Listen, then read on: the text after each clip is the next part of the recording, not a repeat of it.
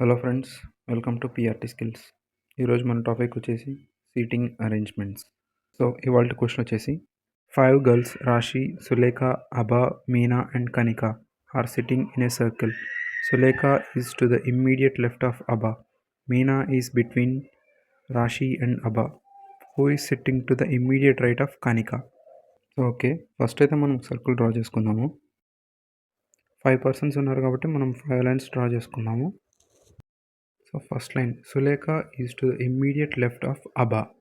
ఏంటంటే అబాకి immediate left, అబాకి లెఫ్ట్ సైడ్ ఇమ్మీడియట్లోనే సులేఖ ఉందన్నమాట. సో అబా అక్కడ రాసుకున్నాము, సులేఖ పక్కన రాసుకున్నాం ఇమ్మీడియట్ లెఫ్ట్ కాబట్టి. Next, Meena is between Rashi and Aba. ఇక్కడ ఏంటంటే Meena in between Rashi and Aba. Either Meena ఇటు సైడ్ రైట్ సైడ్ అన్నా రావాలి, లేదంటే అటు సైడ్ లెఫ్ట్ సైడ్ అన్నా రావాలి.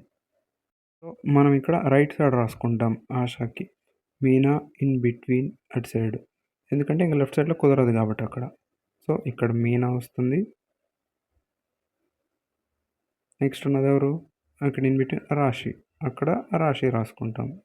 అది ఇంకా మిగిలింది ఎవరు? కనిక. ఇంకా కనిక మనం ఇక్కడ లాస్ట్లో రాసుకునేస్తాం. ఇప్పుడు మనం క్వశ్చన్కి వెళ్ళిపోదాం. Who is sitting to the immediate right of Kanika?